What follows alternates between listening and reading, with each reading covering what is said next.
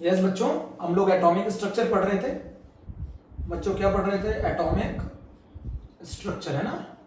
आज हम बहुत इंपॉर्टेंट है, हम लोगों ने स्पेक्ट्रम पढ़ लिया था बच्चों। क्या पढ़ लिया था बच्चों? स्पेक्ट्रम। अब मैं एक चीज बताऊं, लाइट के बारे में बता दूं। Light is a form of energy. Light is a form of energy. पहला पॉइंट लिख लिया बच्चों ने, light is a form of energy. और सेकंड पॉइंट ये है कि light is electromagnetic radiation.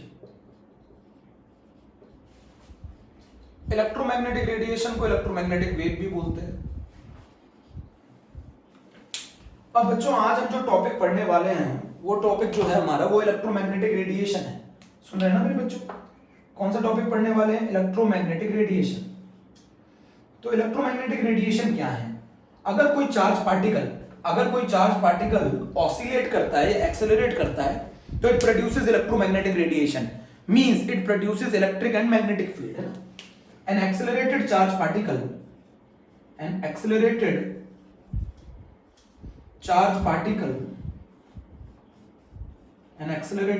particle produces electromagnetic radiation, means produce electric field and magnetic field.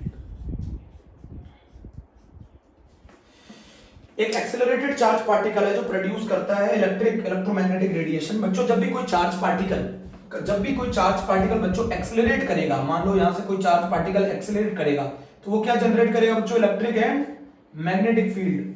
ऐसे electric and magnetic field generate करेगा। और अब बच्चों ये वाली बात मैंने लिख दी है, accelerated charge particle produces electromagnetic radiation means produce electric field and magnetic field. ये डेफिनेशन कहां पर दे रखी है? ये डेफिनेशन दे रखी है एनसीईआरटी में ना। मेरी बात सुनो, अब मैं आपको बता दूं जो इलेक्ट्रिक फील्ड, इलेक्ट्रोमैग्नेटिक रेडिएशन के बारे में मैं पहला बता दूं। Electric field and magnetic field are mutually perpendicular to each other,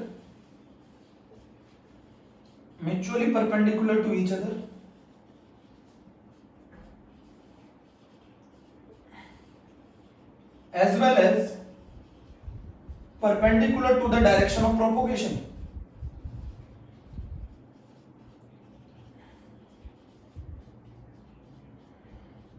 मेरी बात सुनी आप लोगों ने?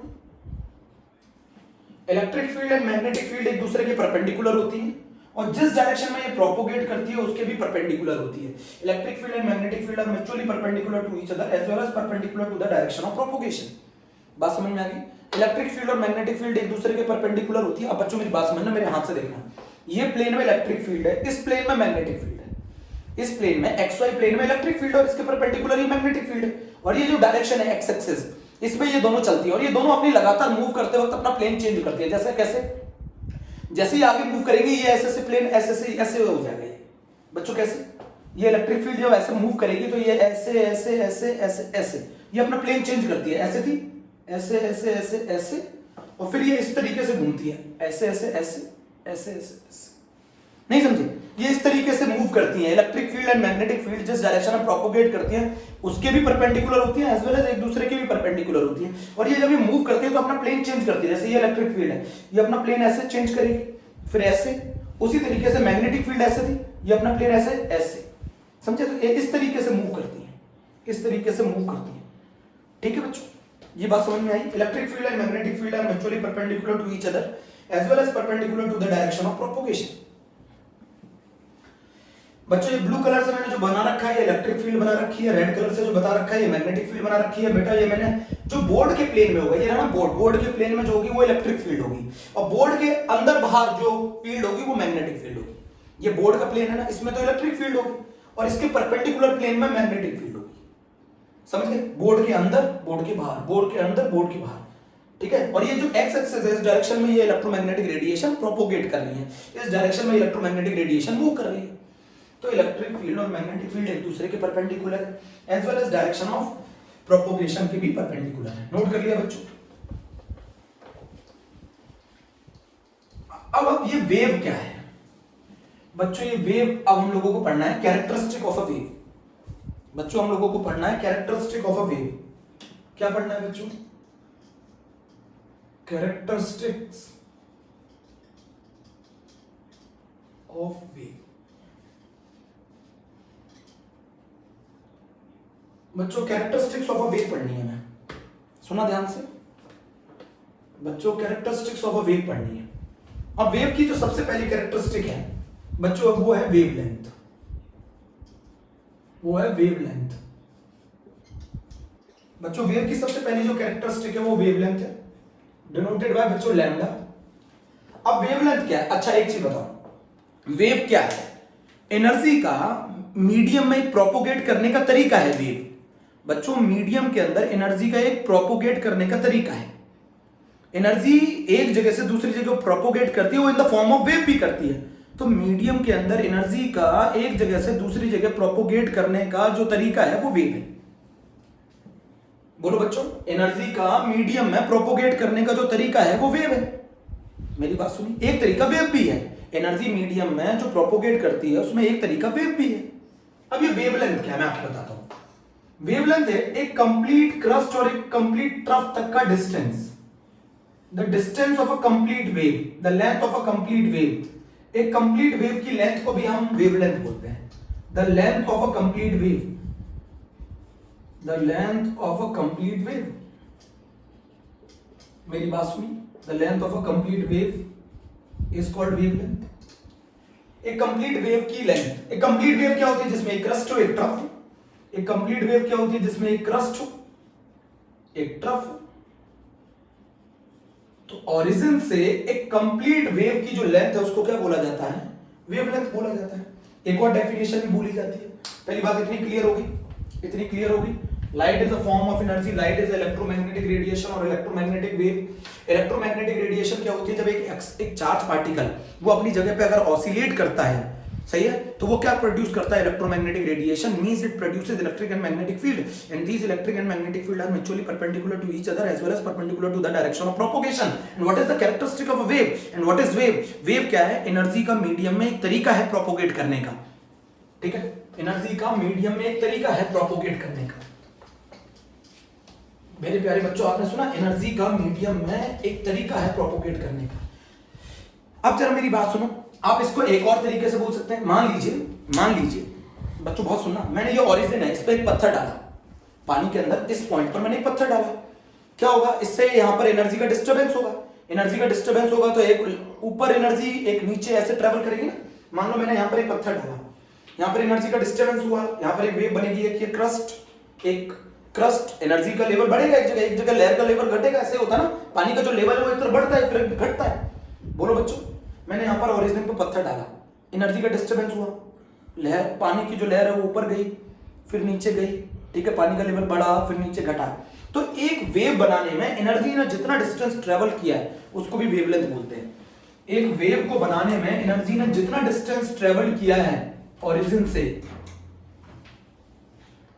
एनर्जी यहां थी पहले, एनर्जी का डिस्टर्बेंस यहां हुआ, यहां से यहां एक कंप्लीट वेव बनाने में एनर्जी ने जितना डिस्टेंस ट्रेवल किया है, एक वेव को बनाने में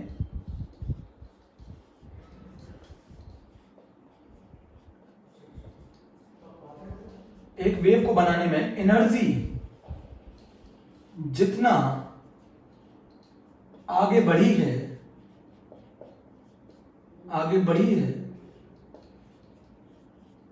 उसी को बोलते हैं वेवलेंथ। एक कंप्लीट वेव को बनाने के लिए एनर्जी जितना डिस्टेंस आगे बढ़ी है उसी को बोलते हैं वेवलेंथ। पहले एनर्जी यहां थी, एक कंप्लीट वेव बनाने को एनर्जी यहां तक, इसी को बोलेंगे वेवलेंथ। एक कंप्लीट वेव को बनाने के लिए एनर्जी जितना डिस्टेंस आगे बढ़ी है या जितना डिस्टेंस प्रोपोगेट किया है उसी को बोलते हैं वेवलेंथ।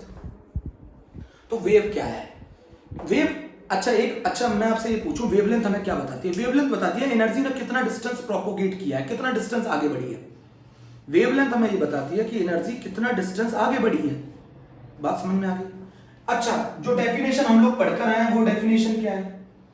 दो कॉन्स्टिट्यूटिव क्रस्ट और दो कॉन्स्टिट्यूटिव ट्रफ के बीच में जो दूरी है, जो कॉन्स्टिट्यूटिव क्रस्ट और दो कॉन्स्टिट्यूटिव ट्रफ के बीच का जो डिस्टेंस है वो वेवलेंथ है।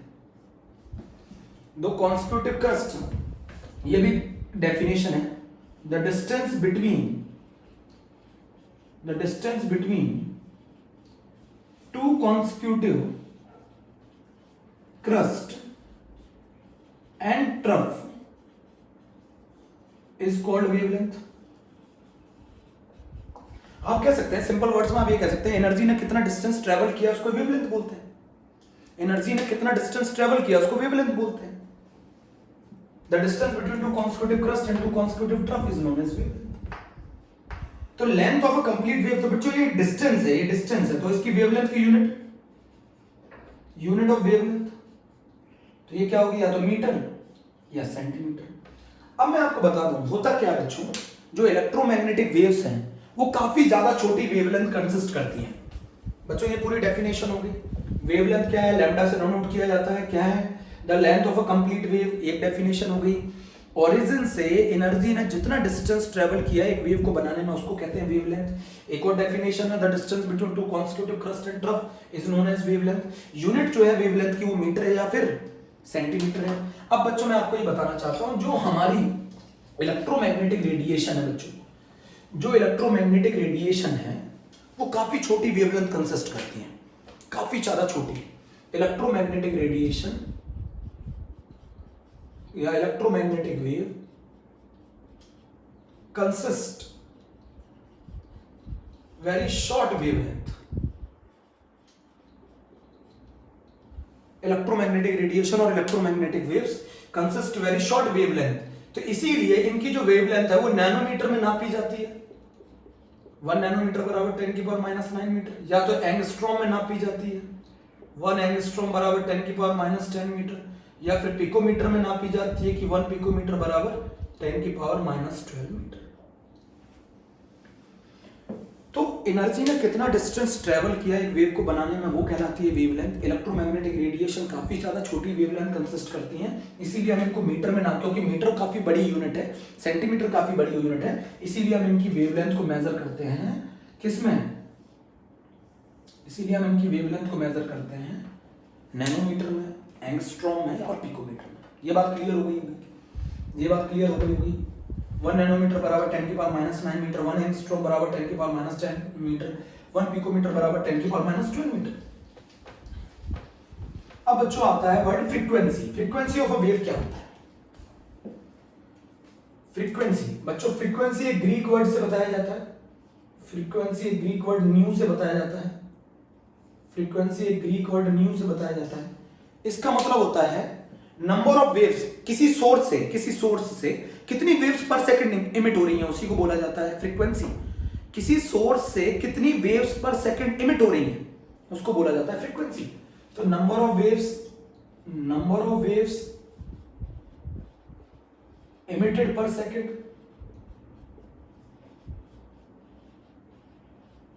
कितनी वेव्स इमिट हो रही हैं पर सेकंड में उसको फ्रीक्वेंसी बोला जाता है. मान लीजिए अगर मैं आपको फ्रीक्वेंसी की एक यूनिट क्या होती है, हर्ट्ज भी होती है. अब मैं आपको बताता हूं, मान लो किसी वेव की फ्रीक्वेंसी आपको अगर मैं दे दी जाए, फ्रीक्वेंसी अगर आपको मैं दे दूं 1000 हर्ट्ज, फ्रीक्वेंसी में अगर आपको दे दूं 1000 हर्ट्ज, इसका मतलब है 1000 waves emitted per second, emitted per second.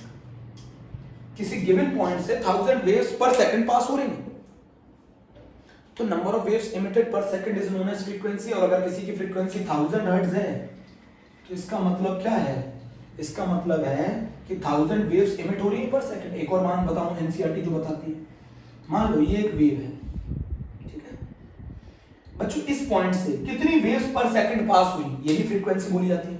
Number of waves passing through a given point पर सेकंड, इस पॉइंट से कितनी वेव्स पर सेकंड पास हुई इसको भी क्या बोलते हैं फ्रीक्वेंसी. तो फ्रीक्वेंसी का मतलब है कि कोई सोर्स कितनी वेव्स पर सेकंड इमिट कर रहा है उसको बोला जाता है उसकी फ्रीक्वेंसी. अगर किसी की फ्रीक्वेंसी 1000 हर्ट्ज है, इसका मतलब है 1000 वेव्स इमिट हो रही हैं पर सेकंड. फ्रीक्वेंसी की एक और यूनिट होती है पर सेकंड. फ्रीक्वेंसी पढ़ी जाती है with respect to time, frequency पढ़ी जाती है विद रिस्पेक्ट टू टाइम. बच्चों नोट करो, number of waves emitted per second is known as frequency. अगर इसकी यूनिट हर्ट्ज होती है या पर सेकंड होती है, और अगर फ्रीक्वेंसी 1000 हर्ट्ज है तो इसका मतलब 1000 वेव्स इमिट हो रही हैं पर सेकंड. या फिर इसका एक और मतलब है कि इस गिवन पॉइंट से 1000 वेव्स पास हो रही हैं per second. This is known as frequency, this is known as frequency. बच्चों रफ कर दो, this is known as frequency. Rough करो. This is known as frequency. अब बच्चों बात आती है, जो थर्ड पॉइंट आता है वो आता है वेलोसिटी ऑफ अ वेव। बच्चों जो थर्ड पॉइंट आता है वो आता है velocity of a wave. Third point जो आता है वो आता है वेलोसिटी ऑफ अ वेव।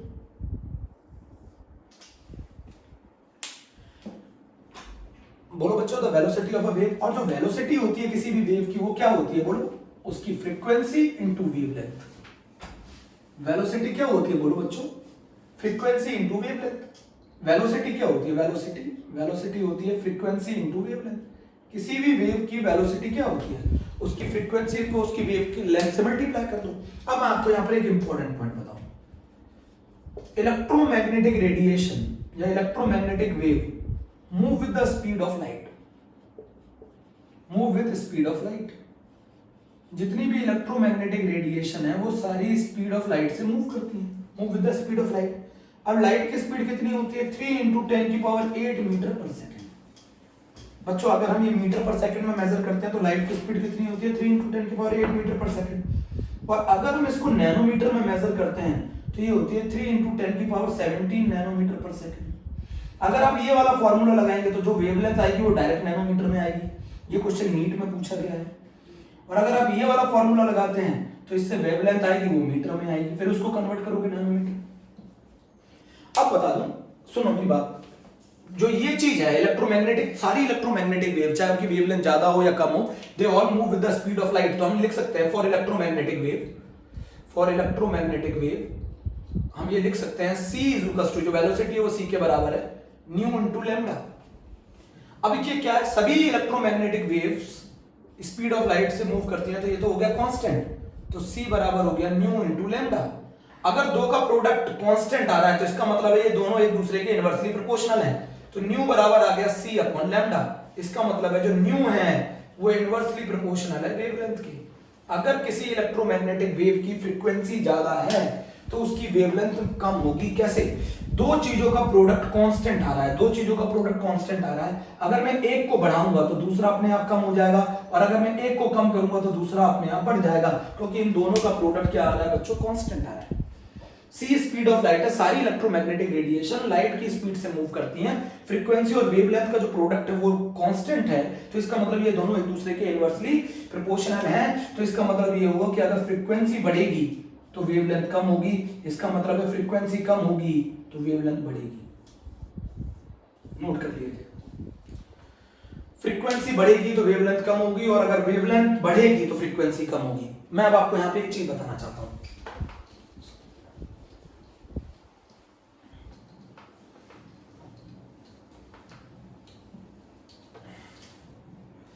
बच्चों मुझे एक चीज समझाओ, अगर आपको मैं एक क्वेश्चन पूछूं, यहां पे समझना, ये रहा सन है जो वो है source of energy for the earth, ये रही अर्थ।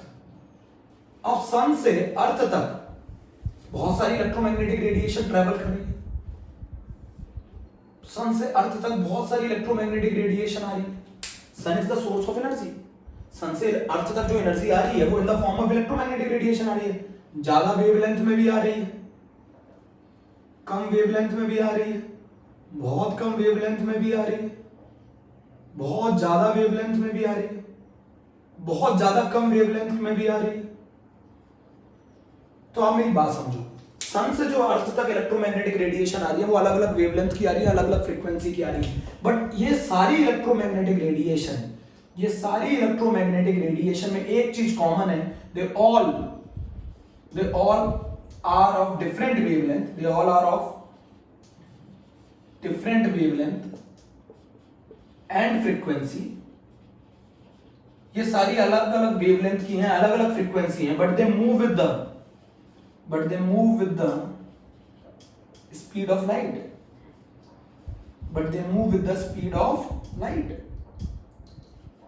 बट इन सभी चीजों में एक चीज कॉमन है, ये सारी लाइट की स्पीड से मूव करती हैं। तो सन से जितनी भी इलेक्ट्रोमैग्नेटिक रेडिएशन अर्थ तक आ रही हैं, दे all move with the speed of light, but they have a different wavelength and they have a different frequency. इनकी अलग अलग वेवलेंथ है और अलग अलग फ्रीक्वेंसी है, but they move with the speed of light. But ये सारी लाइट की स्पीड से मूव करती हैं। आप इस डायग्राम को बना लीजिए, but they all move with the speed of light. बच्चों जल्दी से नोट कर लो, इसको स्क्रीनशॉट ले लो। They all move with the speed of light. Sun से जितनी भी इलेक्ट्रोमैग्नेटिक रेडिएशन आ रही है वो सारी अलग अलग वेवलेंथ की आ रही हैं, अलग अलग फ्रीक्वेंसी की आ रही हैं, but they all move with the speed of light. सारी इलेक्ट्रोमैग्नेटिक रेडिएशन बच्चों एक ही स्पीड से चलती है, लाइट की स्पीड से। नोट कर लिया। तो एक फॉर्मूला आप लोगों के लिए बहुत ज्यादा जरूरी है, ये फॉर्मूला बहुत जरूरी है। अच्छा इधर सुनो मेरी बात सुनो, अगर मैं ये फॉर्मूला रखता हूं बहुत बहुत शानदार बच्चों, आपको बहुत, अगर मैं c की वैल्यू 3 × 10⁸ मीटर पर सेकंड रखूंगा तो जो मेरी वेवलेंथ होगी वो मुझे मीटर में रखनी पड़ेगी। अगर मैं c की वैल्यू 3 × 10⁻17 नैनोमीटर पर सेकंड रखूंगा तो जो मेरी वेवलेंथ आएगी वो नैनोमीटर में आएगी। तो नीट ने एक जो क्वेश्चन पूछा था उसमें उन्होंने वेवलेंथ नैनोमीटर में पूछी है। तो ऐसा मत करो, ऐसा लॉन्ग हो जाता है कि पहले आप मीटर में निकालो फिर उसको नैनोमीटर में कन्वर्ट करो और डायरेक्ट ये वाला फॉर्मूला लगा लो। समझ गए मेरी बात? 11th वाले बच्चे सारे समझो बहुत ध्यान से, आप तो बहुत तेज हो बच्चों। फ्रीक्वेंसी बराबर c/λ होता है। c की वैल्यू अगर मैं 3 × 10⁻17 रखूंगा तो मेरी वेवलेंथ नैनोमीटर में आएगी, और अगर मैं c की वैल्यू 3 × 10⁸ मीटर पर सेकंड रखूंगा तो वेवलेंथ मीटर में आएगी। सारी इलेक्ट्रोमैग्नेटिक रेडिएशन जो सन से अर्थ तक आती हैं वो सारी अलग अलग वेवलेंथ की होती हैं, अलग अलग फ्रीक्वेंसी की होती है, बट उन सभी में एक चीज बहुत कॉमन है कि दे all move with the speed of light. वो सारी लाइट की स्पीड से मूव करती हैं। तो एक और कैरेक्टरिस्टिक हमने पढ़ ली वेव की, वेलोसिटी ऑफ द वेव, है ना। अब बच्चों मेरी एक और बात सुनो, वेलोसिटी के बाद आता है एम्पलीट्यूड। अब मैं आपको बताता हूं एम्पलीट्यूड क्या होता है। एम्पलीट्यूड ऑफ अ वेव बच्चों, amplitude of a wave, amplitude of a wave. अच्छा मैं एक चीज बता दूं आपको, एम्पलीट्यूड का क्या मतलब है। एम्पलीट्यूड का मतलब है कि एक वेव ने कितनी एनर्जी कैरी करती है, एक वेव कितनी एनर्जी कैरी करती है ये उसके एम्पलीट्यूड से मालूम चलता है। मान लो एम्पलीट्यूड का क्या मतलब होता है, ये एक वेव है, इसका मतलब है this is called the height of a crust, the height of a crust and the height of a trough. बच्चों क्रस्ट और ट्रफ एक ही चीज है, देखने का डायरेक्शन ही तो अलग अलग है। क्रस्ट और ट्रफ तो एक ही चीज है, सिर्फ देखने का डायरेक्शन ही तो अलग है। And the height of a trough, अगर हम इस तरफ से देखते हैं, इस तरफ से, इस तरफ से, तो ये बन जाएगा क्रस्ट, इस तरफ से देखते हैं तो ये बन जाता है क्रस्ट। तो हाइट ऑफ अ क्रस्ट और height of a trough is known as a wavelength, वो सॉरी एम्पलीट्यूड। तो एम्पलीट्यूड क्या है कि एक वेव कितनी एनर्जी कैरी करती है, एक वेव कितने डिस्टेंस तक प्रोपोगेट करती है वो वेवलेंथ है, एक वेव कितनी एनर्जी कैरी करती है वो एम्पलीट्यूड है। एम्पलीट्यूड का क्या मतलब है, एम्पलीट्यूड का मतलब है कि एक वेव कितनी एनर्जी कैरी करती है। बोलो, एम्पलीट्यूड का मतलब है, और हम लोगों ने पढ़ा है जो इंटेंसिटी होती है वेव की वो एम्पलीट्यूड के स्क्वायर के बराबर होती है। तो एक वेव कितनी एनर्जी कैरी करती है, the energy carried by a wave, the energy carried by a wave is known as amplitude, is known as amplitude। एक वेव कितनी एनर्जी कैरी करती है ये बताता है उसका एम्पलीट्यूड, और एक वेव कितने डिस्टेंस तक ट्रेवल करती है वो बताती है wavelength. The distance traveled by a wave is known as wavelength, the energy, the distance traveled by a energy is known as a wavelength। और एक वेव कितनी एनर्जी कैरी करती है, दिस इज कॉल्ड एम्पलीट्यूड। बोलो बच्चों, The energy carried by a wave is known as amplitude। तो आपने जब देखा होगा जब समुद्र में एक वोल्केनो इरप्शन हुआ तो आपने देखा होगा वोल्केनो इरप्शन से बहुत ज्यादा एम्पलीट्यूड की वेव बनी, बहुत ज्यादा एम्पलीट्यूड की, और वो वेव थी सुनामी। वो वेव थी सुनामी। क्या मतलब है, सुनामी वेव बहुत बड़ी, मतलब हम मानेंगे नहीं, दो फ्लोर, बिल्डिंग के दो फ्लोर तक इतनी ऊंची थी ये वेव। क्या मतलब है इसका, ये बहुत ज्यादा एनर्जी कैरी कर रही थी। तो जब समुद्र के अंदर जब वोल्केनो इरप्शन हुआ तो उसके कारण जो वेव बनी वो काफी ज्यादा एम्पलीट्यूड की थी, means they carry lot of energy. This is the meaning. What is the meaning of the amplitude, the amplitude meaning is कि कितनी एनर्जी कैरी करती है वेव और कितने डिस्टेंस तक वो ट्रेवल करती है ये बताती है वेवलेंथ। कितना एनर्जी कैरी करती है एक वेव वो बताती है आपकी एम्पलीट्यूड, और कितना डिस्टेंस तक वो ट्रेवल करती है ये बताती है आपकी, बताओ एम्पलीट्यूड। एम्पलीट्यूड क्या बताता है, एम्पलीट्यूड क्या बताता है, कितनी एनर्जी कैरी करती है वेव और कितने डिस्टेंस तक वो ट्रेवल करती है ये बताता है वेवलेंथ।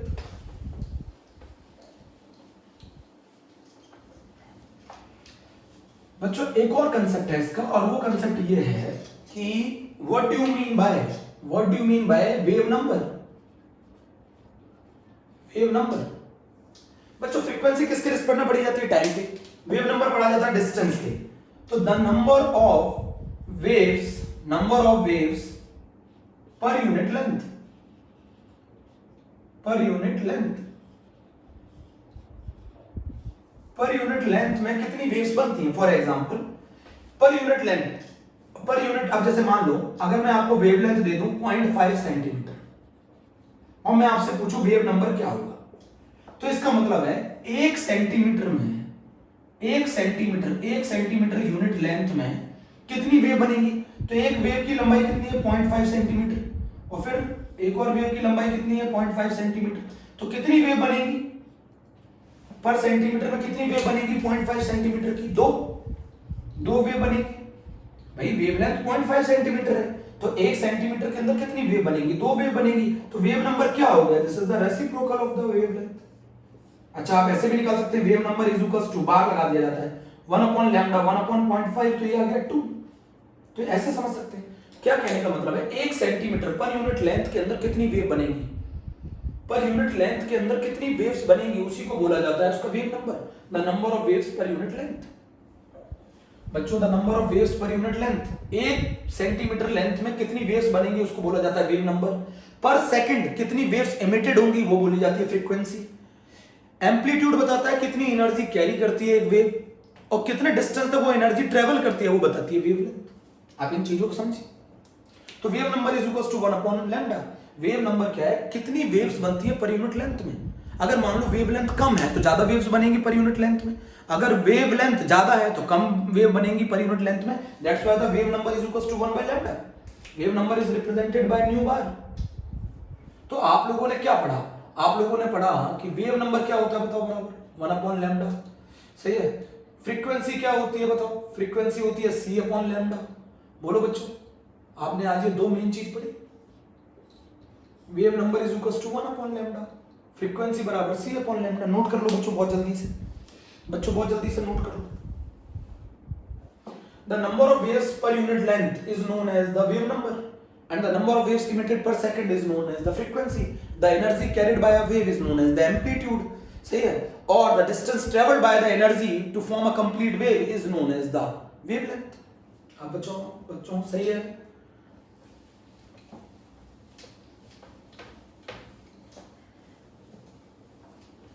अब क्या पूछ रहा है हमसे, एक और चीज पूछ रहा है बच्चों, एक और चीज पूछ रहा है, और वो हमसे ये पूछ रहा है प्रॉपर्टीज ऑफ इलेक्ट्रोमैग्नेटिक रेडिएशन।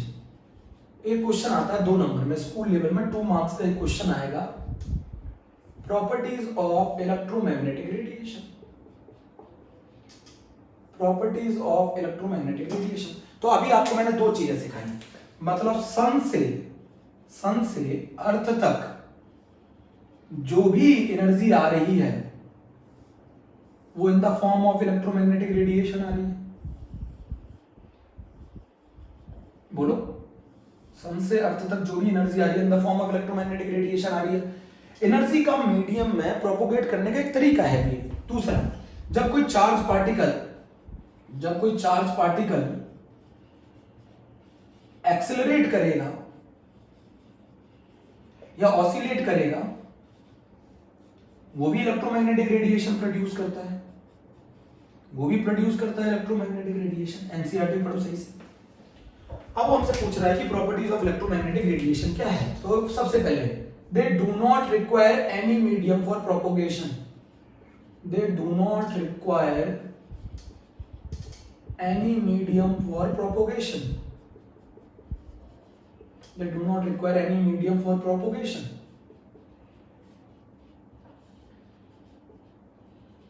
इनको कोई मीडियम की रिक्वायरमेंट नहीं है प्रोपोगेशन का मतलब they travel in vacuum also,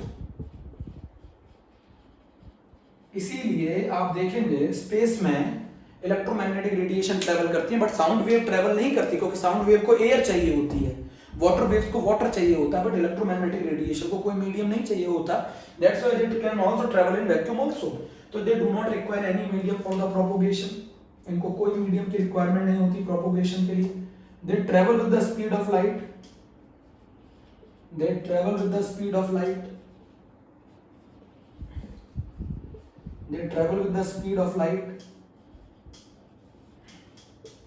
and the third point is the electric field and magnetic field are mutually perpendicular to each other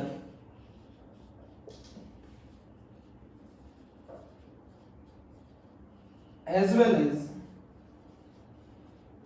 perpendicular to the direction of propagation.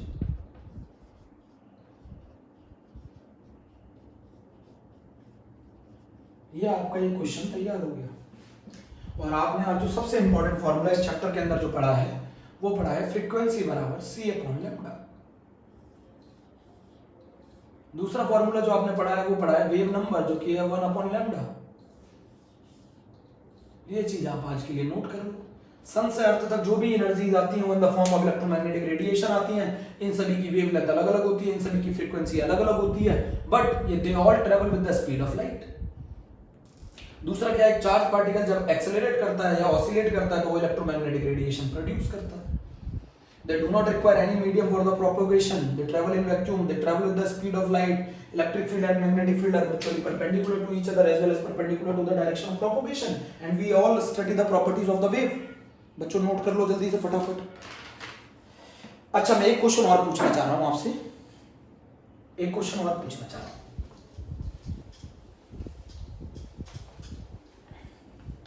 अच्छा अगर मैं ऐसे करके दो वेव बना दूं तो बताइए इनमें किस चीज का डिफरेंस है?